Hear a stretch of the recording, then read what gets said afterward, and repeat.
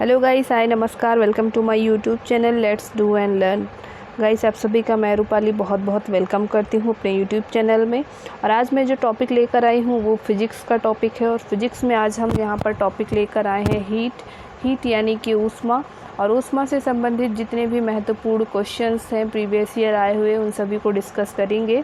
तो आप सभी से रिक्वेस्ट है कि प्लीज़ वीडियो को अंत तक ज़रूर देखें और आपके लिए बहुत ही हेल्पफुल होगी। जितने भी क्वेश्चन हैं वो सारे क्वेश्चन प्रीवियस ईयर आए हुए एग्ज़ाम के क्वेश्चन से। तो जो लोग भी एसएससी का प्रिपरेशन कर रहे हैं, एसएससी एग्ज़ाम का, जिनका सीजीएल एग्ज़ाम अभी चल रहा है, और इसके साथ साथ जो एसएससी जीडी का एग्ज़ाम देने वाले हैं, एसएससी स्टेनोग्राफर का एग्ज़ाम देने वाले हैं, और साथ ही साथ अभी जो रेलवे का एनटीपीसी एग्ज़ाम, तो उन सभी के लिए वीडियो इम्पॉर्टेंट है और महत्वपूर्ण टॉपिक है, दैट इज़ हीट।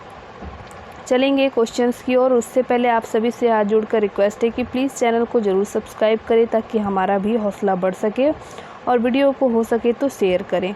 चलिए क्वेश्चन नंबर 1 यहाँ स्टार्ट करते हैं।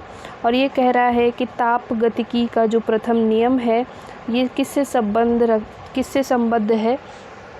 तो ताप गतिकी के नियम की बात करें तो ऑप्शंस है यहाँ पर चार्ल्स नियम, दूसरा है न्यूटन के शीतलन नियम, तीसरा है ऊष्मा विनिमय के नियम, और चौथा है ऊर्जा संरक्षण के नियम। तो यहाँ पर राइट आंसर जो होगा वो हो जाएगा ऑप्शन नंबर यहाँ पर 4 सही हो जाएगा। ऊर्जा संरक्षण का जो नियम है यानी लॉ ऑफ कंजर्वेशन जो है हीट का, तो ये यहाँ पर एनर्जी का, तो ये यहाँ पर इसका संबंध इससे है। ताप गतिकी का संबंध ऊर्जा संरक्षण के नियम से है।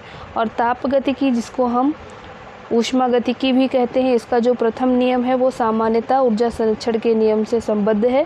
और क्योंकि इस नियम के अनुसार क्या है, तो किसी निकाय द्वारा यानी किसी सिस्टम के द्वारा अवशोषित की गई जो ऊष्मा है वो निकाय द्वारा जो बाह्य दाब के विरुद्ध किए गए कार्य तथा निकाय की जो आंतरिक ऊर्जा है उसमें वृद्धि के योग के बराबर होता है।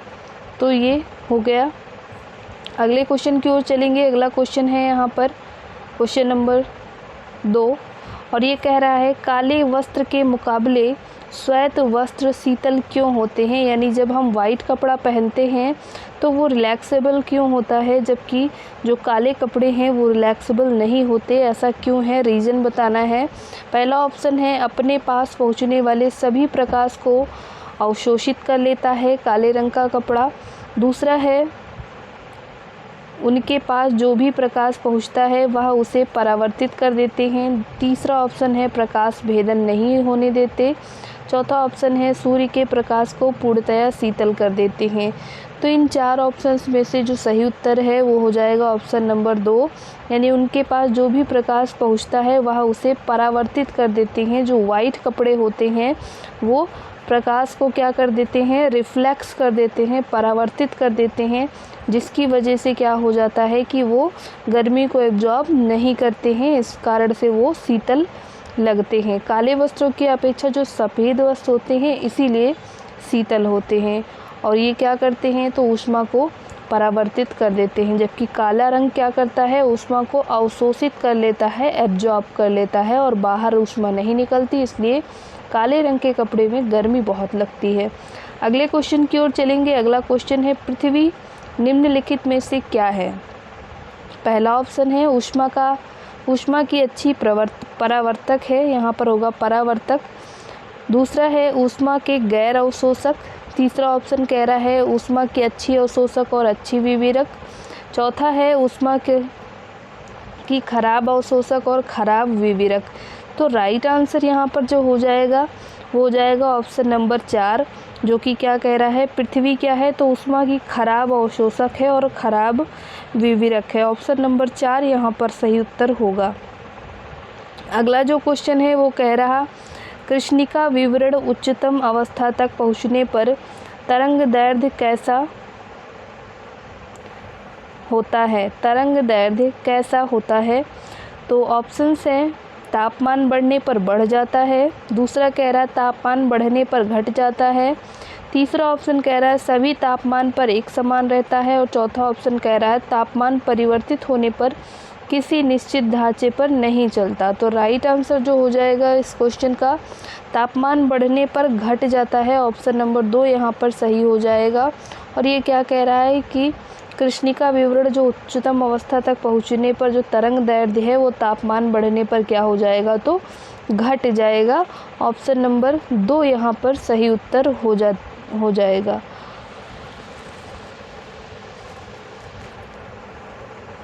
अगला क्वेश्चन है, दो निकायों के बीच ऊष्मा के प्रवाह की जो दिशा है वो किस पर डिपेंड करेगी, ये बताना है। ऑप्शंस हैं उनकी विशिष्ट ऊष्मा पर, उनकी गुप्त ऊष्मा पर, उनके अपने अपने तापमान पर, नेक्स्ट है ऊष्मा की उनकी अपनी अपनी मात्रा पर। तो यहाँ पर जो सही उत्तर हो जाएगा ऊष्मा अपने अपने तापमान पर। यहाँ पर जो राइट आंसर हो जाएगा ऑप्शन नंबर 2 सही हो जाएगा। किसी भी दो निकायों के बीच जो ऊष्मा का प्रवाह है वह उन निकायों का तापांतर के कारण, यानी दोनों में जो ताप का डिफरेंस है उसके कारण होता है। तो अपने अपने तापमान की वजह से ये ऐसा होता है। अगले क्वेश्चन की ओर चलेंगे। प्लांक नियतांक की यूनिट पूछी गई है। नेक्स्ट क्वेश्चन जो है इसमें प्लांक नियतांक की यूनिट है। तो यहाँ पर ऑप्शंस हैं, 4 ऑप्शन है। पहला है JS, दूसरा है JS का मतलब जूल सेकेंड, दूसरा है जूल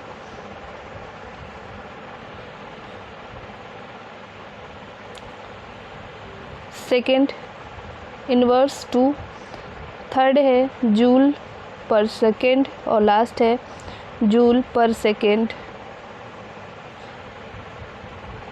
तो यहाँ पर राइट आंसर जो हो जाएगा इस क्वेश्चन का वो हो जाएगा ऑप्शन नंबर 1, यानी प्लांक नियतांक H की बात करें तो इसका जो SI यूनिट होगा वो क्या होगा, तो यहाँ पर इसका जो SI यूनिट है वो है जूल सेकेंड। तो राइट आंसर हो जाएगा जूल सेकेंड। अगले क्वेश्चन की ओर चलेंगे।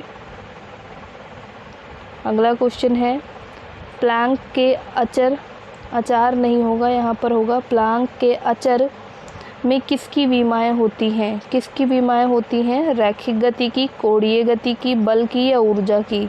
सही उत्तर हो जाएगा ऑप्शन नंबर 2, और ऑप्शन नंबर 2 कह रहा है कोणीय गति की, यानी ऑप्शन नंबर 2 यहाँ पर कोणीय गति राइट आंसर इस क्वेश्चन के लिए हो जाएगा। अगले क्वेश्चन की ओर चलेंगे। अगला क्वेश्चन है, एक श्वेत तथा चिकनी सतह कैसी होती है। एक श्वेत तथा चिकनी सतह कैसी होती है।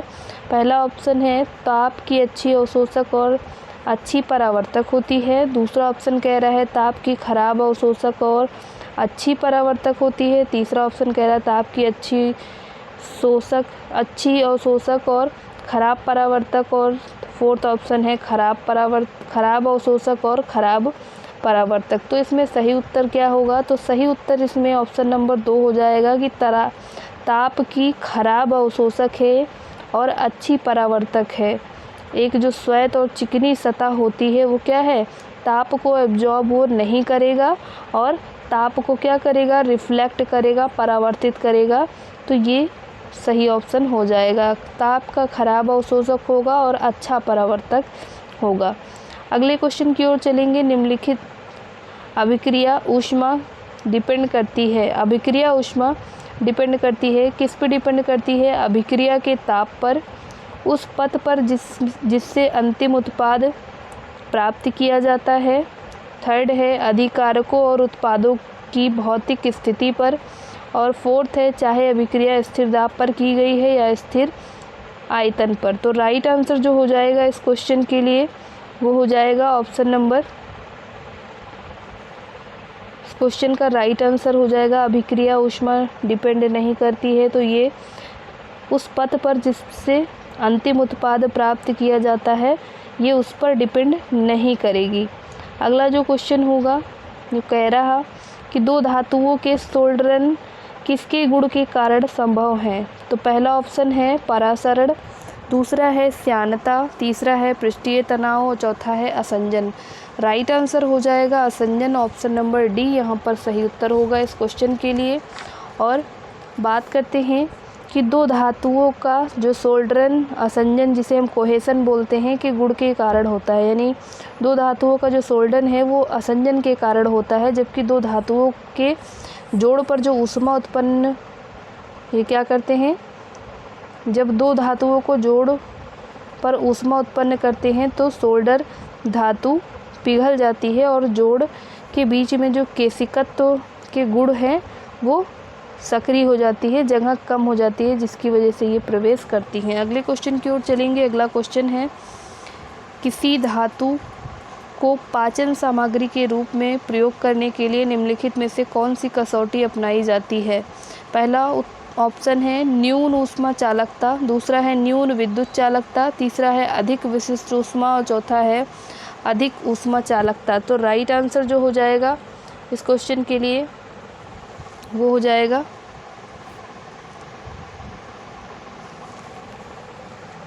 ऑप्शन नंबर यहाँ पर 3 सही हो जाएगा, अधिक विशिष्ट ऊष्मा। अधिक विशिष्ट ऊष्मा वाला जो ऑप्शन है वो राइट आंसर हो जाएगा इस क्वेश्चन के लिए। तो यहाँ पर अगले क्वेश्चन की ओर मूव करेंगे। अगला क्वेश्चन है यहाँ पर, भीषण सर्दी में ठंडे देशों में पानी की जो पाइप है वो फट जाती है, क्यों? पहला ऑप्शन है क्योंकि जमने पर पानी फैलता है, दूसरा है पानी की जो पाइपें हैं पाइपों के संकुचन के कारण, तीसरा है उच्च वायुमंडलीय दाब के कारण, फोर्थ है उपयुक्त सभी के संयुक्त प्रभाव से। तो सही उत्तर जो हो जाएगा वो हो जाएगा ऑप्शन नंबर 1, क्योंकि पानी जमने पर क्या हो जाता है, फैल जाता है, जिसकी वजह से पाइपें क्या हैं, फट जाती हैं।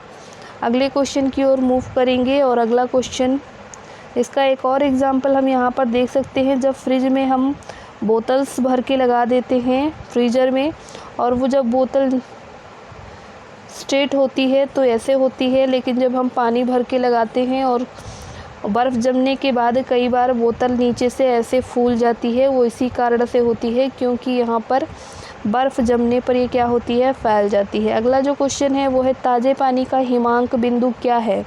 तो क्या होगा, 3 डिग्री सेल्सियस होगा, 5 डिग्री सेल्सियस, 0 डिग्री सेल्सियस या 4 डिग्री सेल्सियस? राइट आंसर होगा जो ताज़े पानी का हिमांक होता है वो 0 डिग्री सेल्सियस होता है, अर्थात इस तापमान पर पानी क्या होता है, तो बर्फ़ बन जाता है। अगले क्वेश्चन की ओर चलेंगे। अगला क्वेश्चन है, शीतकाल में हैंडपंप का पानी गर्म होता है, क्यों? तो क्यों गर्म होता है? पहला ऑप्शन कह रहा है शीतकाल में हमारा शरीर ठंडा होता है और जल गर्म हो जाता है, दूसरा है पृथ्वी के भीतर तापमान वायुमंडल के तापमान से अधिक होता है, तीसरा है पंपिंग क्रिया से घर्षण पैदा होता है जिससे जल गर्म हो जाता है, लास्ट ऑप्शन कह रहा है भीतर से जल बाहर निकलता है और परिवेश से ऊष्मा को अवशोषित कर लेता है। यहाँ जो सही उत्तर है वो क्या होगा, तो यहाँ सही उत्तर ये है कि जो पृथ्वी के भीतर का जो तापमान है वो वायुमंडल के तापमान से अधिक होता है। जो पृथ्वी के भीतर का तापमान है यानी पृथ्वी के अंदर का जो तापमान है वो वायुमंडल के तापमान से अधिक है, इसीलिए पानी हमें सर्दियों में गरम गरम निकलता मिलता है पृथ्वी से। अगले क्वेश्चन की ओर चलेंगे। अगला क्वेश्चन है, ठंडे देशों में शीतकाल में जल जम जाती है नीचे का पानी छोड़कर, यानी शीतकाल में जो जल जम जाता है नीचे के पानी को छोड़कर वो कितने डिग्री पर जम जाता है ये बताना है। ऑप्शंस है 0 डिग्री सेंटीग्रेड पर, दूसरा है 0 डिग्री फ़ारेनहाइट पर, तीसरा ऑप्शन है 4 डिग्री सेल्सियस पर और चौथा ऑप्शन है 4 डिग्री फ़ारेनहाइट पर। राइट आंसर जो हो जाएगा इस क्वेश्चन के लिए वो हो जाएगा ऑप्शन नंबर 1, यानी 0 डिग्री सेंटीग्रेड पर पानी जम जाएगा। ऑप्शन नंबर 1 सही उत्तर हो जाएगा। अगले क्वेश्चन की ओर चलेंगे। अगला क्वेश्चन है, किलोवाट घंटा एक यूनिट है, किसका यूनिट है? ऊर्जा का, शक्ति का, बल का, संवेग का। तो यहाँ पर राइट आंसर क्या हो जाएगा? राइट आंसर होगा ऑप्शन नंबर 1 ऊर्जा का। ऊर्जा का क्या है, तो एक यूनिट है। और अगले क्वेश्चन की ओर चलेंगे, वह तापमान जिसका पाठ्यांक फ़ारेनहाइट और सेल्सियस दोनों पैमानों पर वही होता है। तो यहाँ ऑप्शन है 40 डिग्री, दूसरा ऑप्शन है -40 डिग्री, तीसरा ऑप्शन है -34 डिग्री और चौथा ऑप्शन है -140 डिग्री। तो राइट आंसर क्या है, तो यहाँ पर -40 डिग्री जो है वो ये जो -40 डिग्री है ये फ़ारेनहाइट और सेल्सियस दोनों पैमानों पर यहाँ पर क्या हो जाएगा, समान तापमान हो जाएगा। तापमान कब समान होगा? जब -40 डिग्री सेंटीग्रेड पर होगा। अगले क्वेश्चन की ओर चलेंगे। अगला क्वेश्चन है, रेफ्रिजरेटर खाद्य पदार्थों को ख़राब होने से बचाते हैं, क्यों बचाते हैं ये बताना है, रीज़न बताना है। ऑप्शंस हैं, इसके न्यून तापमान पर जीवाणु और फफूंदी निष्क्रिय होते हैं, इसके न्यून तापमान पर रोगाणु मर जाते हैं, इसके न्यून तापमान पर रोगाणु जम जाते हैं, या लास्ट कह रहा है या खाद्य पदार्थों को रोगाणु रहित कर देते हैं। तो राइट आंसर हो जाएगा इस क्वेश्चन का ऑप्शन नंबर 1, इसके न्यून तापमान पर जीवाणु और फफूंदी निष्क्रिय हो जाते हैं। ऑप्शन नंबर 1 यहाँ पर सही उत्तर होगा इस क्वेश्चन के लिए। अगले क्वेश्चन की ओर चलेंगे और अगला क्वेश्चन है, बात करें अगर रेफ्रिजरेटर की, तो रेफ्रिजरेटर वाले क्वेश्चन में हमने क्या डिस्कस किया कि जो इसका तापमान है वो न्यून तापमान पर जीवाणु और फफूंदी क्या हो जाते हैं, निष्क्रिय हो जाते हैं, और जिसके कारण जो खाद्य पदार्थ है वो अधिक समय तक सुरक्षित रहता है। अगर हम बात करें जो न्यूनतम तापमान है वो कितना है, तो ये 3 डिग्री सेल्सियस से लेकर 5 डिग्री सेल्सियस, जिसे हम फ़ारेनहाइट में अगर बात करें तो 37 डिग्री फ़ारेनहाइट से 41 डिग्री फ़ारेनहाइट के बीच यहाँ पर निर्धारित किया गया। अगले क्वेश्चन की ओर चलेंगे। अगला क्वेश्चन है, आपेक्षिक आर्द्रता को किस रूप में व्यक्त किया जाता है? आपेक्षिक आर्द्रता को किस रूप में व्यक्त किया जाता है? पहला ऑप्शन है ग्राम, दूसरा ऑप्शन है किलोग्राम, तीसरा ऑप्शन है प्रतिशत और चौथा ऑप्शन है अनुपात। तो यहाँ पर सही उत्तर जो है वो ऑप्शन नंबर 3 हो जाएगा, वो है प्रतिशत। ऑप्शन नंबर 3 यहाँ पर सही उत्तर है। और किसी निश्चित तापक्रम पर निश्चित आयतन वाली जो हवा है उसके अत्यधिक नमी धारण करने की जो क्षमता है, उसमें मौजूद आर्द्रता की जो वास्तविक मात्रा है उसके अनुपात को हम आपेक्षिक आर्द्रता कहते हैं, और इसको प्रतिशत में व्यक्त किया जाता है, परसेंटेज में इसको व्यक्त किया जाता है। अगला क्वेश्चन है, न्यून तापमान पैदा करने के लिए निम्नलिखित में से किस सिद्धांत का प्रयोग किया जाता है? न्यून तापमान पैदा करने के लिए निम्नलिखित में से किस सिद्धांत का प्रयोग करते हैं? पहला ऑप्शन है अतिचालकता, दूसरा ऑप्शन है जूल केल्विन प्रभाव, तीसरा ऑप्शन है ताप विद्युत प्रभाव, चौथा है रुद्धोष्म विचुंबकन। तो राइट आंसर जो हो जाएगा इस क्वेश्चन के लिए वो हो जाएगा ऑप्शन नंबर यहाँ पर 4 सही हो जाएगा। इसको हम रुद्धोष्म विचुंबकन कहेंगे। और रुद्धोष्म विचुंबकन विधि क्या होती है, तो इसको एडियाबैटिक बोलते हैं। एडियाबैटिक डिमोजेनाइटे, स्पेलिंग में यहाँ पर लिख दे रही हूँ, demagnetisation, TION, adiabatic demagnetisation process इसको बोलते हैं। रुद्धोष्म विचुंबकन का ये इंग्लिश है, और इसको परम ताप की प्राप्ति की दिशा में विशेष महत्वपूर्ण है। रुद्धोष्म विचुंबकन का जो प्रयोग है, ये विधि का प्रयोग कब करते हैं, तो इसको प्रयोग करते हैं परम शून्य ताप की जो प्राप्ति है उसकी दिशा में। और इस विधि के तहत कुछ विशिष्ट पदार्थ से चुंबकीय क्षेत्र से हटा लेने पर उनका तापमान कम किया जा सकता है। अगले क्वेश्चन की ओर चलेंगे। अगला क्वेश्चन कह रहा है कि शीतन की दर किस पर डिपेंड करती है, निर्भर करती है शीतन की दर? पहला ऑप्शन है बॉडी और उसके आसपास की चीज़ों के बीच तापमान में अंतर, दूसरा है यह सभी, तीसरा है विकिरणकारी सतह की प्रकृति, और चौथा ऑप्शन है विकिरणकारी सतह का क्षेत्र। तो राइट आंसर जो हो जाएगा इस प्रश्न के लिए वो हो जाएगा ऑप्शन नंबर 1, बॉडी और उसके आसपास की जो चीज़ें हैं उनके बीच जो तापमान का अंतर है, तो ये आपका राइट आंसर हो जाएगा। और शीतलन नियम की बात करें तो न्यूटन ने दिया था, न्यूटन्स लॉ ऑफ कूलिंग। इसके अनुसार क्या है, तो एक नियत क्षेत्रफल की सतह के लिए किसी वस्तु के शीतलन की जो दर है, वस्तु और उसके आसपास के वातावरण के बीच में अंतर के ये समानुपाती होती है। अगले क्वेश्चन की ओर चलेंगे। अगला क्वेश्चन है यहाँ पर ये कह रहा, थर्म किसका यूनिट है? थर्म किसका यूनिट है ये बताना है आपको। ऑप्शंस हैं, थर्म शक्ति का यूनिट है, ऊष्मा का, प्रकाश का, या दूरी का। राइट आंसर जो हो जाएगा वो है ऊष्मा का। थर्म किसका यूनिट है, तो ये ऊष्मा का यूनिट है। और ऊष्मीय ऊर्जा को गैर SI यानी एसआई मात्रक नहीं बल्कि गैर एसआई मात्रक की बात करें तो ये क्या है, थर्म इसका यूनिट है।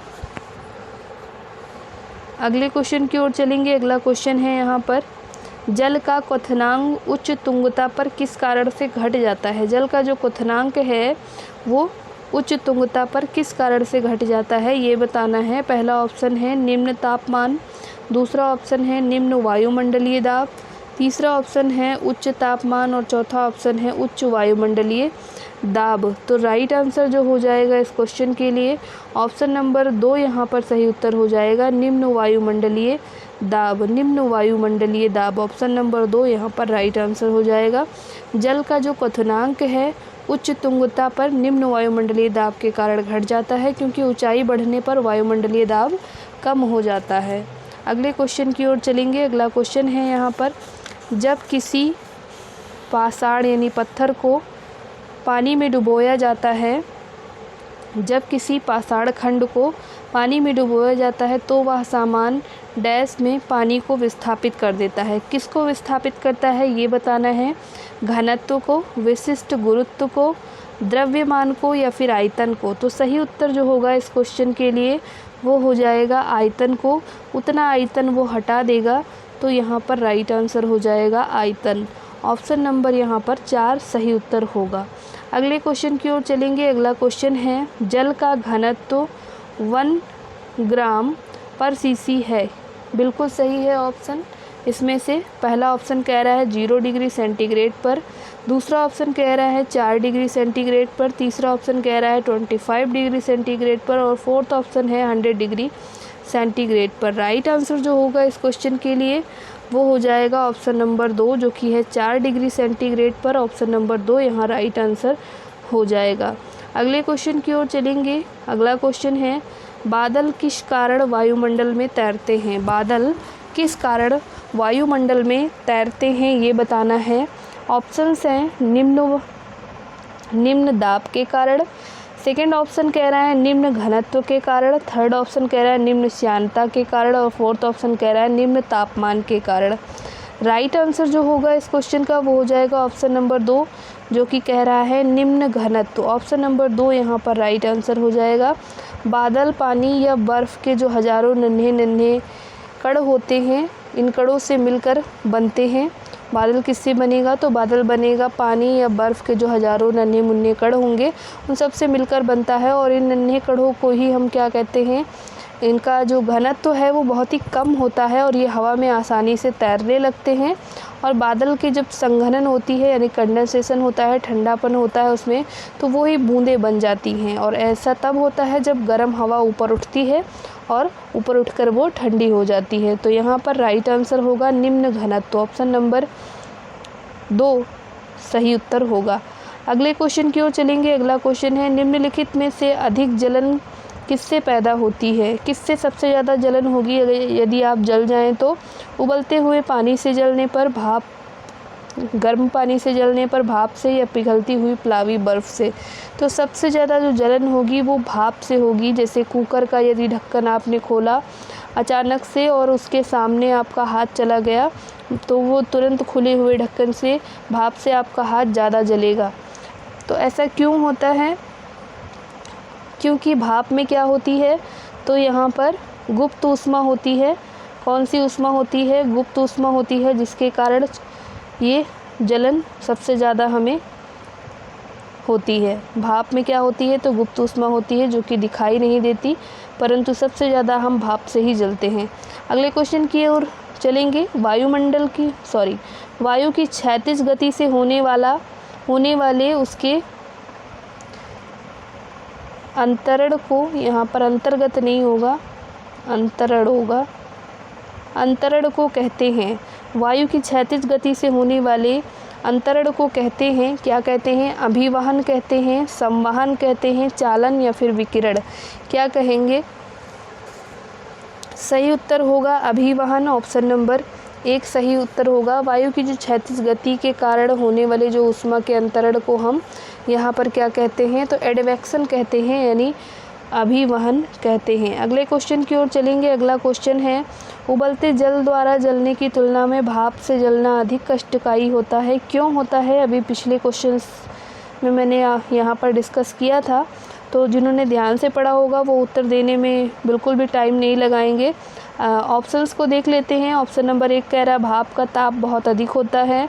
सेकंड कह रहा है भाप एक प्रकार से गैस है और तथा यह काय को निमग्न कर देती है। दूसरा है भाप में गुप्त ताप होता है। और चौथा है शरीर के काय में उपस्थित छिद्रों द्वारा भाप आसानी से अंदर प्रवेश कर जाती है। तो क्या ये बात है? नहीं। रीज़न क्या है? तो रीज़न यही है कि भाप में क्या होती है? गुप्त ऊष्मा होती है, छिपी हुई ऊष्मा होती है, जिसके कारण से सबसे ज़्यादा जलन यहाँ पर भाप से हमें होती है। अगला क्वेश्चन है, एक वास्तविक गैस किसमें एक आदर्श गैस के रूप में क्रिया कर सकती है? एक वास्तविक गैस किसमें एक आदर्श क्रिया के रूप में गैस के रूप में क्रिया कर सकती है? जब उच्च दाब और निम्न ताप हो, निम्न दाब और उच्च ताप हो, उच्च दाब और उच्च ताप हो, या फिर निम्न दाब और निम्न ताप हो। तो सही उत्तर क्या होगा इस प्रश्न के लिए? सही उत्तर हो जाएगा निम्न दाब और उच्च ताप। निम्न दाब और उच्च ताप ऑप्शन नंबर 2 में दिया हुआ है, तो सही उत्तर यहाँ पर यही हो जाएगा, निम्न दाब और उच्च ताप। अगले क्वेश्चन की ओर चलेंगे। अगला क्वेश्चन है, निम्न में से किसमें संवहन होता है? निम्न में से किसमें संवहन होता है ये बताना है। ऑप्शंस हैं केवल ठोसों और द्रवों में, दूसरा ऑप्शन है केवल द्रवों और गैसों में, तीसरा ऑप्शन है केवल गैसों और ठोसों में, और चौथा ऑप्शन है ठोस, द्रवों और गैसों में। सही उत्तर जो होगा इस प्रश्न के लिए वो हो जाएगा ऑप्शन नंबर 2। ऑप्शन नंबर 2 कह रहा है कि केवल द्रवों और गैसों में, यानी किसी तरल पदार्थ अथवा गैस में स्वयं अणुओं के स्थानांतरण द्वारा एक भाग से दूसरे भाग में होने वाली जो ऊष्मा है उसके संचार को ही हम यहाँ पर क्या कहते हैं? संवहन कहते हैं। संवहन प्रक्रिया ठोस में नहीं होती है, तो यहाँ पर राइट आंसर ही हो जाएगा ऑप्शन नंबर 2। ठोस में संवहन नहीं होती है क्योंकि ठोस में जो अणु हैं वो बहुत पास होते हैं। अगला क्वेश्चन है, निम्नलिखित द्रवों में से कौन से द्रव का वाष्पन अधिक तीव्रता से होगा? किसका वाष्पन तीव्रता से होगा? मिट्टी के तेल का, जल का, अल्कोहल का, पेट्रोल का। सही उत्तर हो जाएगा ऑप्शन नंबर यहाँ पर 3 सही हो जाएगा। अल्कोहल का जो वाष्पन है बहुत तेज़ी से होगा। ऐसा क्यों? जिस द्रव का क्वथनांक कम होता है वह अधिक तीव्रता से वाष्पीकृत होती है। अल्कोहल का क्वथनांक अगर बात करें, अल्कोहल का है 79 डिग्री सेल्सियस। पेट्रोल की बात करें तो पेट्रोल का कितना है? तो ये है 95 डिग्री सेंटीग्रेड। जल का क्वथनांक 100 डिग्री सेंटीग्रेड होता है, सभी जानते हैं।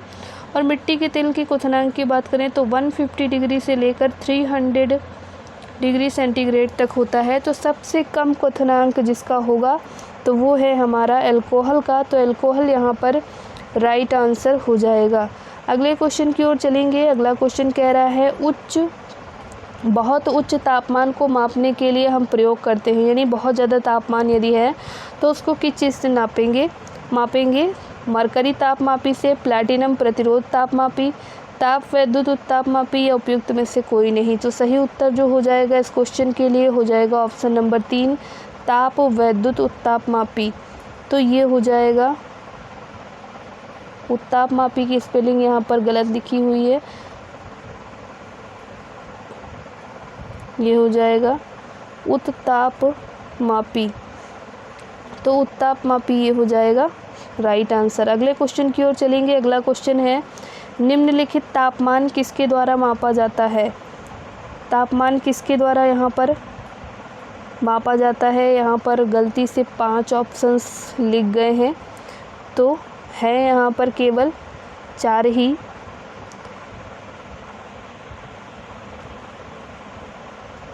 अल्कोहल थर्मामीटर, दूसरा है पारद, तीसरा है ये, और चौथा है लास्ट। तो निम्नलिखित तापमान किसके द्वारा मापा जाता है? फर्स्ट ऑप्शन है अल्कोहल थर्मामीटर, दूसरा ऑप्शन है पारद थर्मामीटर, तीसरा है अधिकतम पठन थर्मामीटर, चौथा है निम्नतम पठन थर्मामीटर। राइट आंसर होगा ऑप्शन नंबर 1, अल्कोहल थर्मामीटर जो है इसमें निम्नतम तापमान मापा जा सकता है अल्कोहल थर्मामीटर से। अगले क्वेश्चन की ओर चलेंगे।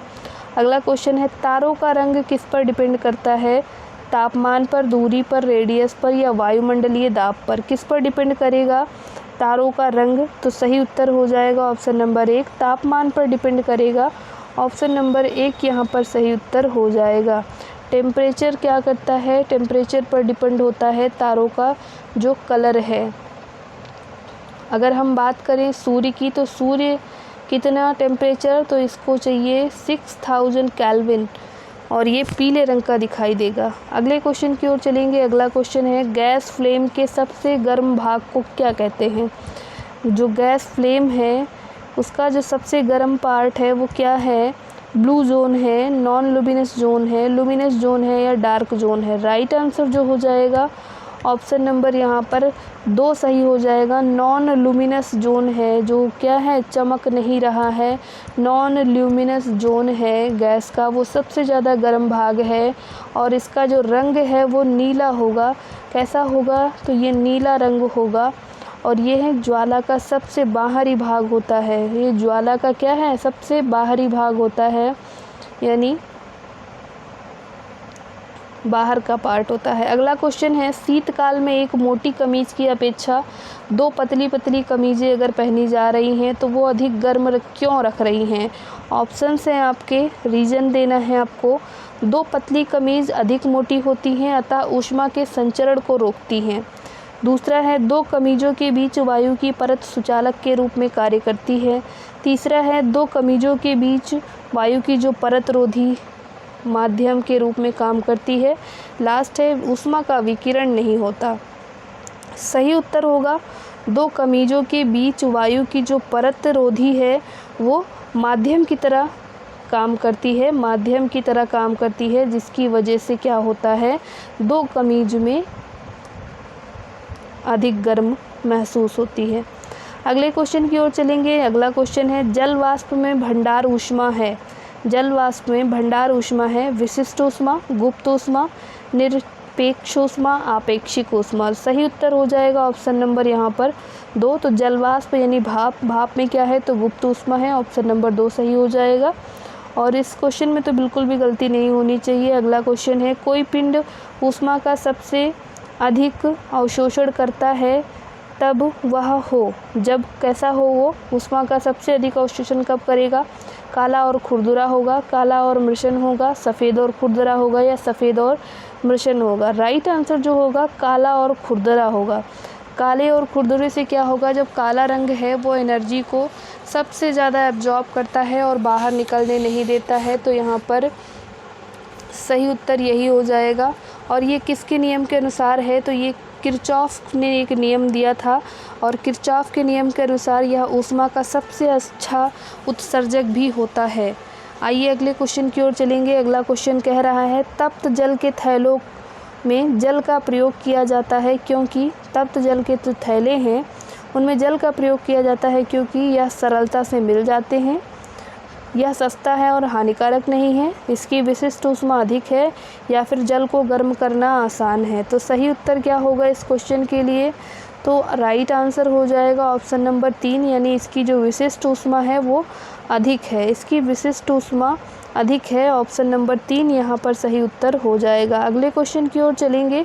अगला क्वेश्चन है यहाँ पर, धातु की जो चायदानी होती है, यानी धातु की जो चायदानी होती है उसमें जो बगल में हैंडल लगा होता है वो लकड़ी का क्यों लगा होता है, रीज़न बताना है। ऑप्शन है आपके, लकड़ी ऊष्मा की कुचालक है। सेकंड ऑप्शन कह रहा है इससे बिजली का शॉक नहीं लगता। थर्ड ऑप्शन है इससे पात्र सुंदर लगेगा और फोर्थ ऑप्शन है इससे स्वच्छता होती है। तो सही उत्तर जो होगा इस क्वेश्चन का वो हो जाएगा ऑप्शन नंबर 1। लकड़ी ऊष्मा की क्या है, तो कुचालक है, जिससे वो जो हत्था है वो गर्म नहीं होगा और चाय देने में आसानी होगी, और अगर मेटल का होगा तो फिर वो जलने लगेगा। अगले क्वेश्चन की ओर चलेंगे। बर्फ़ को बुरादे में क्यों पैक किया जाता है, रीज़न बताना है। ऑप्शंस हैं, बुरादा बर्फ़ से चिपकता नहीं है, बुरादा ऊष्मा का कुचालक है, ऊष्मा का सुचालक है या फिर आसानी से पिघलने नहीं देता। राइट आंसर जो हो जाएगा इस प्रश्न का वो हो जाएगा ऑप्शन नंबर 2। ऊष्मा का जो कुचालक होगा वो ही क्या करेगा, तो यहाँ पर सही आंसर होगा वो ही बर्फ़ को जमे रहने में हेल्प करेगा, तो ऑप्शन नंबर 2 सही उत्तर हो जाएगा। आज के इस सीरीज़ का अंतिम प्रश्न है जो कि हीट चैप्टर से लिया गया है और ये सारे ही क्वेश्चंस जो मैंने डिस्कस किए हैं वो सारे एसएससी के एग्ज़ाम में आए हुए क्वेश्चंस की सीरीज़ हैं। तो आप सभी से रिक्वेस्ट है कि आप सब यदि ऐसी ही वीडियोज़ पाना चाह रहे हैं तो प्लीज़ चैनल को सब्सक्राइब करें, वीडियो को ज़्यादा से ज़्यादा लोगों तक शेयर करें। आइए चलते हैं अंतिम प्रश्न की ओर। अंतिम प्रश्न कह रहा, ताप उत्क्रमण होता है। ताप उत्क्रमण किस होता है, कैसे होता है?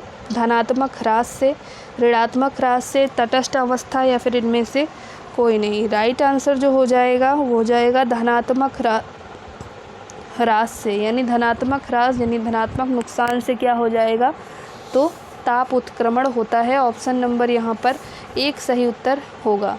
तो उम्मीद करती हूँ आपको आज का ये सेशन पसंद आया होगा। वीडियो कैसी लगी कमेंट बॉक्स में कमेंट करके ज़रूर बताएं। और जो लोग भी एसएससी का एग्ज़ाम दे रहे हैं, रेलवे एनटीपीसी दे रहे हैं, या फिर जो लोग यहाँ पर सीटेट का एग्ज़ाम जो नोटिफिकेशन आ चुका है दिसंबर में होने वाला है, तो वो लोग भी हमारे साथ जुड़ सकते हैं, क्योंकि मैं यहाँ पर आपको सीटेट की क्लासेस भी प्रोवाइड कर रही हूँ। प्रीवियस ईयर आए हुए क्वेश्चंस को भी डिस्कस कर रहे हैं, साथ ही जिनका आरओ का पेपर है वो सब भी हमारे इस चैनल के साथ जुड़ सकते हैं और यहाँ पर इन सभी चीज़ों की प्रिपरेशन कराई जा रही है। Thank you for watching. नमस्कार, जय हिंद।